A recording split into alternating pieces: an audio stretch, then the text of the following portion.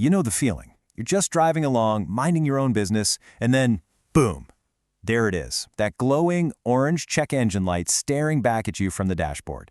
Your heart sinks a little, right? You start wondering, what's wrong now, and how much is this going to cost me? Well, today we're going to take all the mystery out of one very specific code. So if you've plugged in your scanner and it spit back the code P0365, you are in exactly the right place. We are going to break down what this code really means, what's probably causing it, and most importantly, how you can figure out the problem and maybe even fix it yourself. So let's dive in. All right, first things first. What is your car's computer actually trying to tell you with this P0365 code? This isn't just some random glitch, you know.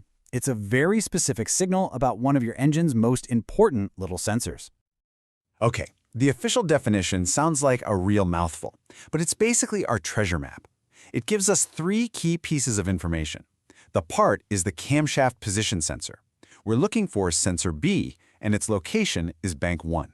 But honestly, the single most important word on this screen is circuit. And trust me, we're going to see exactly why in just a minute. Here's an easy way to think about it. The camshaft position sensor's job is to tell the engine's main computer, the ECM, exactly where the camshaft is in its rotation. The computer uses that signal, kind of like a brain using its eyes, to time the fuel injectors and the spark plugs perfectly. So when that signal goes away, well, the brain is flying blind, and that's when things start to get messy. Now let's clear up some of that mechanic speak, because to find the problem, you need to know exactly where to look. What on earth is bank 1 and sensor B? It's actually way simpler than it sounds. Bank 1 is always the side of the engine that has the number 1 cylinder. If you've got a V-style engine, like a V6 or V8, the other side is just called bank 2. And sensor B, that almost always means the sensor that's reading the exhaust camshaft. Sensor A would be for the intake. So for our code, P0365, we're hunting for the exhaust camshaft sensor on the same side of the engine as cylinder number 1. Simple as that. Okay, so the computer knows there's a problem, but what are you, the driver, actually going to notice? The symptoms for a P0365 are pretty hard to ignore because they hit you right where it counts, in how the car actually drives. You're going to feel it. The engine might take forever to start, or it might just die on you at a stoplight. You'll probably feel a really rough, shaky idle, maybe even hear some misfires. A lot of cars will try to protect themselves by going into what's called limp mode, where it feels like you have no power at all. You might even notice the transmission isn't shifting right, because it needs that engine data too. And now for the big question. What's actually causing the P0365 code to pop up? A lot of people just assume the sensor went bad and they rush out to buy a new one, but hold on. That's not always the smartest move. Let's look at the usual suspects. Think of this as a list from most likely to least likely. Right at the top, the number 1 cause is problems with the wiring or the connector itself. After that, it could be a faulty sensor.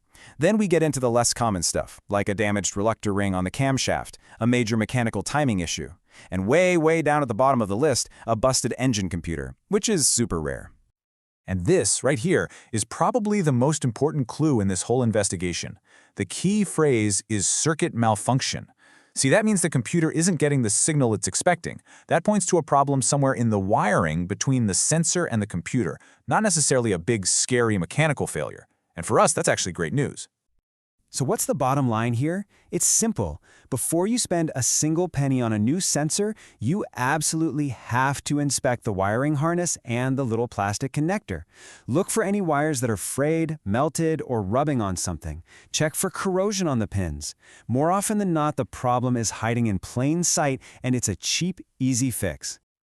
All right, you know what the code means, you know what usually causes it, so let's put together a practical, step-by-step game plan to hunt down the real problem and finally turn that check engine light off. Here's a logical way to tackle this. Step 1, a really good visual inspection of that wiring we just talked about. Step 2 is a clever little trick called the swap test. If your engine has an identical sensor on the other bank, just swap them. See if the trouble code follows the sensor to the new location. Step 3, break out a multimeter and test the circuit to make sure you have power and ground. And only then, if everything else checks out, do you move to step 4 and replace the sensor. Finally, clear the code and take it for a good drive to make sure you fixed it. Now hang on, here's a pro tip you cannot afford to miss if you do end up replacing the sensor. A lot of modern cars need what's called a relearn procedure. The computer literally has to learn the new sensor.